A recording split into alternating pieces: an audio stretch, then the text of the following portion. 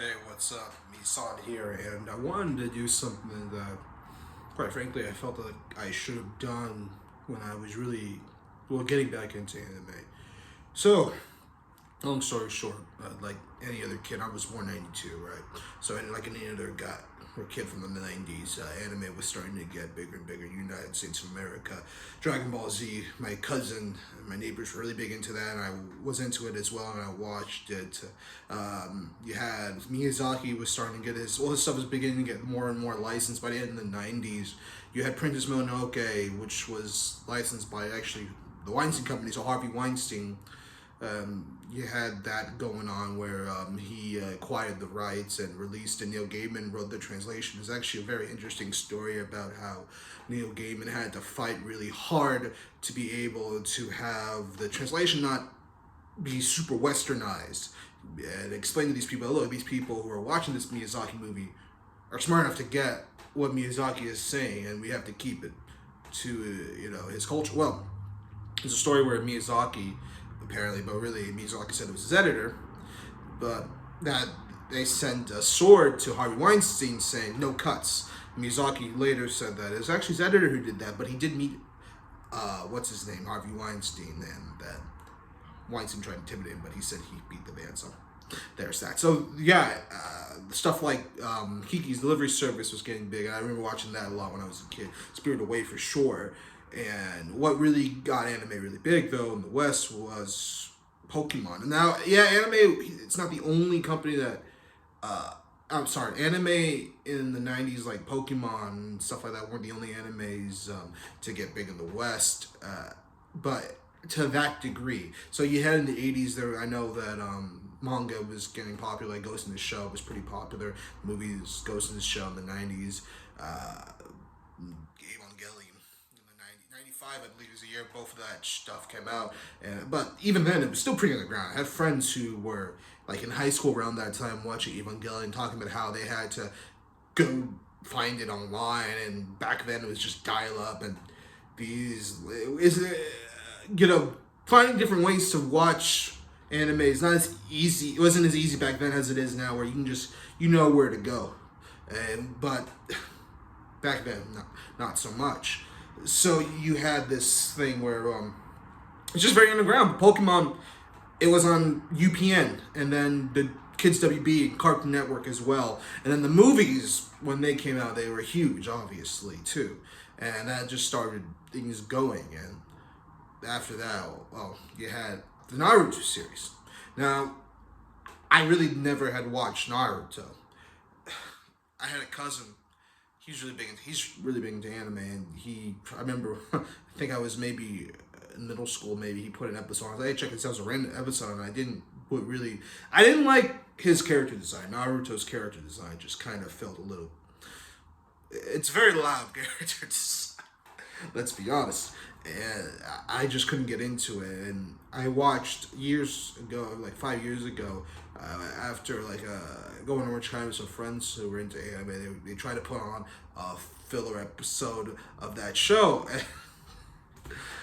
It was the way me out, and I was taking kung fu at the time, and I remember being like, "Oh, they're saying some stuff that actually my sensei has said," but then they went on, talked about, you gotta be like the way of the out. Like, we were all like, and then they decided to say, "Oh, he's basically he's waiting because he can breathe better." Like, okay, no, but years and years go by, and still people are saying watch Naruto. I can't really say how many people have told me to watch Naruto. I mean, hell, there was a girl I dated who was not into anime at all. I mean, she made fun of me for watching anime, but she herself read the Naruto manga when she was younger. So I was waiting for the right time. Like, I watched Bleach recently. I watched the Soul Society arc, the first arc in the Soul Society arc, and I was told that's about it. That's I shouldn't go further than that, and I thought it was good. And the Soul Society arc, I can see why a lot of people like it. It is classic shonen. You can see in the Jujutsu Kaisen where it takes heavily kind of from this guy's work, and it's a good show. So I'm like, okay, let me give Naruto a shot. I decided to do my 3-episode test. So 3-episode test being okay. I'll give the show 3 episodes, and if I'm not hooked by it by the third episode, I'm done. I think it's effective because you can't really just judge a show by its first episode, and if you get to the 30, you don't like it unless like you hear a lot of people say it's gonna get way, way, way better soon. Why waste your time? So I watched the first 3 episodes and I'll go over what they are. So the first episode is obviously what my name is Naruto, and it starts off right off the bat with the Nine-Tails monster. It's about 9 years earlier or something like that, and then it goes back to the present time with Naruto, where he's this kind of he acts like he looks obnoxious, annoying, loud, attention whore type kid who no one in his village likes, and he's going to this academy and he fails. He barely fails. He's just kind of, well, they have this like shape-shifting test, and he decides to turn into a woman. You know, it's very interesting. This episode, Sasuke and Sakura are also known as well. He's got his Izuka, I believe is his sensei.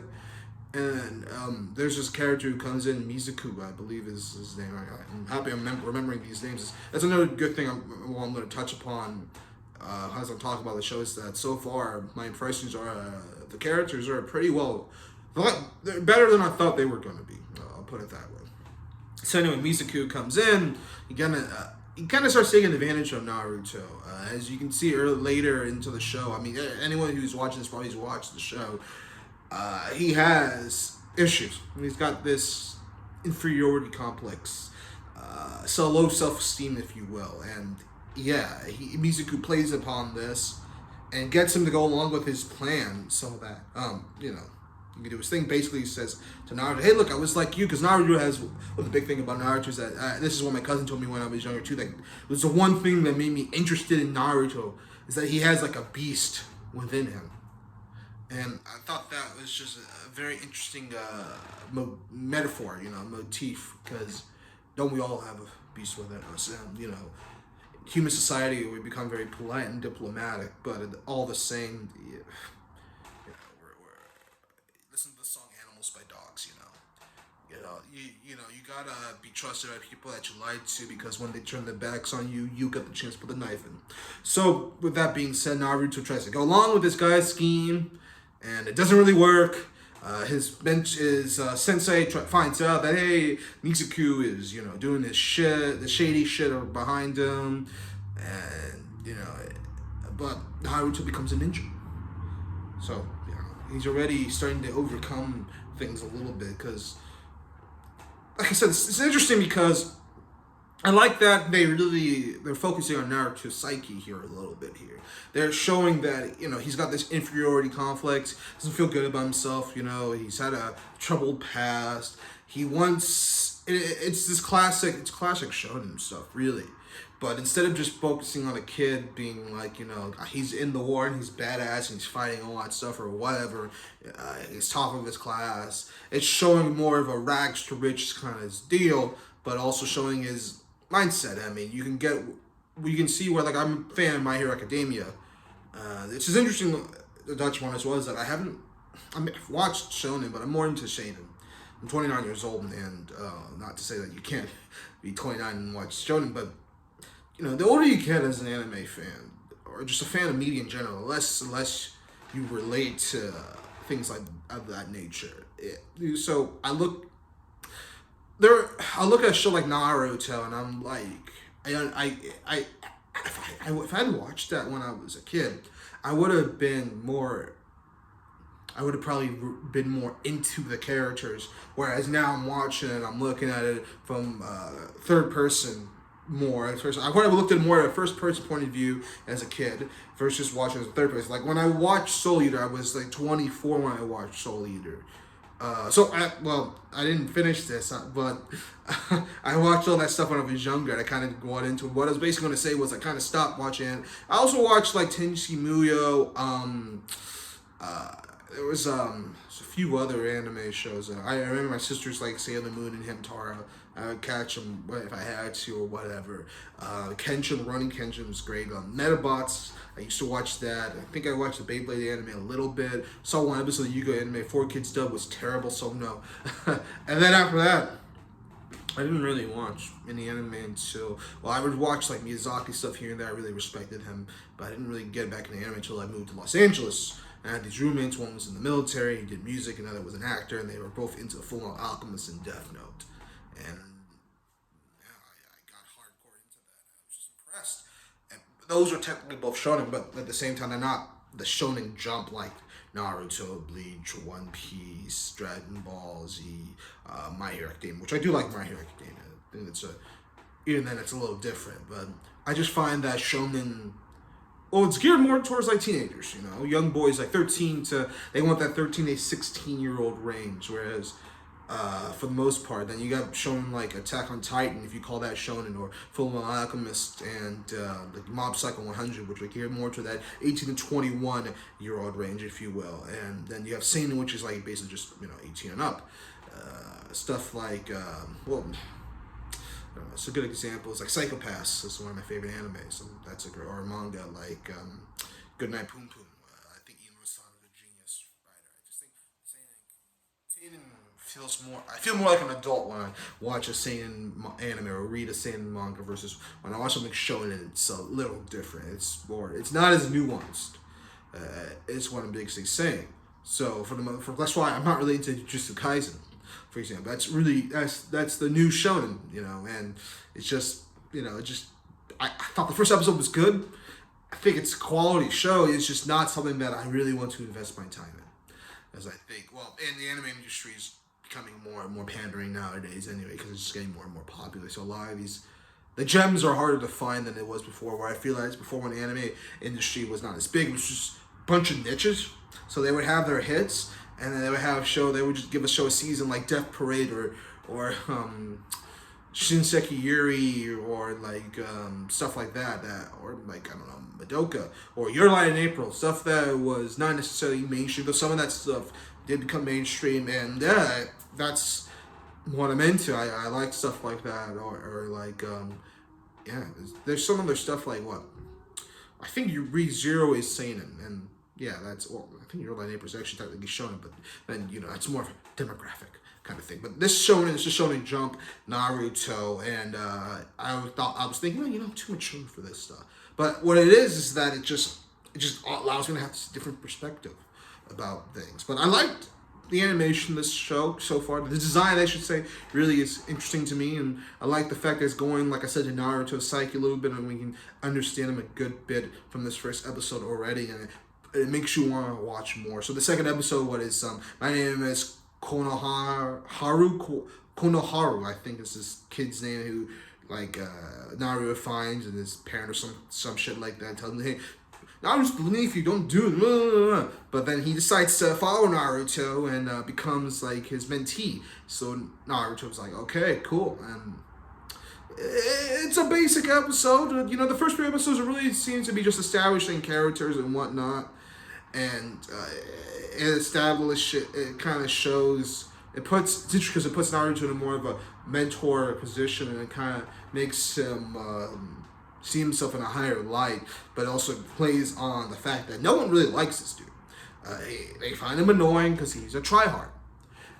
And, you know, his parents are dead, so he has this, like, inferiority conflicts, and he just can't seem to get over himself, basically. But I like that. For a shonen, so Jump manga, anime, what have you, it's good that they're addressing. It's like, I can see why the show is really popular, just because, like, it's entertaining, and also one thing to touch upon is the humor in the show is actually pretty good. And I'm watching like sub too, so it translates pretty well in my opinion. That, you know, it has good messages. You know, it's a good young teenage boy show. It really is. And I like that. The second episode was pretty good. The third episode that I've watched, and the last episode I've watched so far, is what is it? Sasuke and Sakura, friends or foe. And this one was pretty cool because you get to go a little more. You've been looking at Naruto. The first episode is just really all about him. The second episode, a little about him and his relationship with the other, but then now you're seeing his relationships with Sasuke and Sakura. And they're not very good at first. They're not very strong, but they get a little bit better. So he wants Sakura, but Sakura finds him annoying. And she wants Sasuke, but Sasuke can't even be bothered. And Naruto's just jealous of this guy and his swagger, and like I don't know if you've all been there on both sides. Like, it's just kind of how it is. Of course, it makes perfect sense. She would want someone like Sasuke who's cool, calm, cool, collected, the top of his class. Naruto is at the bottom, and he's annoying. So they all get paired up in a group. Naruto is like, fuck this shit. He does some thing where he actually ambushes Sasuke. Sasuke gets cocky, but he's able to take over Sasuke's body and the image or whatever. Or not take over his body, but replicate himself, become Sasuke, and go to Sakura and try to, get to know her a little bit. And he kind of starts to understand Sakura a little bit. That she just finds him annoying. She said it to him multiple times that she finds him very annoying, and all he wants is her. And yeah, I mean, he has diarrhea a couple times in the episode, so he trying to breaks it up comically. But what's cool is that when Sasuke frees himself, he's actually talking to Sakura, and then she's like, yeah, I don't like Naruto, blah, blah, blah, and he's so. And then what's interesting though is that Sasuke begins to empathize with Naruto. Like, well, because she says that he's probably because well, he said this to her. She's. I think this episode is kind of interesting too because you get confused like who's Sasuke, who's Naruto being Sasuke. But she said, I think she said to Naruto as Sasuke that hey, Naruto probably because he doesn't have parents or whatever, blah blah blah blah blah. I don't know. She said to Sasuke is like, oh well, look, he might not have any parents, but the pain from that loneliness is way worse. So he's empathized with him. And she's like, and she's kind of brushing arms, and then he said to her that she's annoying and walks away. And then she realized in that moment that she needs to start empathizing with him and give him a shot. To which she did, and then he didn't believe, he thought it was Sasuke fucking with him, and runs away, and she gets upset. So it's a pretty good episode because it shows his relationships with Sasuke and Sakura, and they're growing. Sasuke can empathize with him and feels for him, and now you have Sakura who's going to start trying to empathize with him. So my impressions of these first 3 episodes is that they're strong and make me want to watch more, and I'll definitely be watching more. So as far as how long is this going to last, these videos, I'm going to try to do, I want to watch all of Naruto and all of Naruto Shippuden, no fillers. And I'll be posting on a weekly basis for sure. So the next episodes, and I'll probably put in like another 3 to 6 episodes, and then I'll try to do one every Sunday. So I'll probably watch like 5, maybe 6 this week, and I'll update you for that. So you better subscribe and hit that notifications bell. Leave some comments behind or what have you. And yeah, until next time, peace.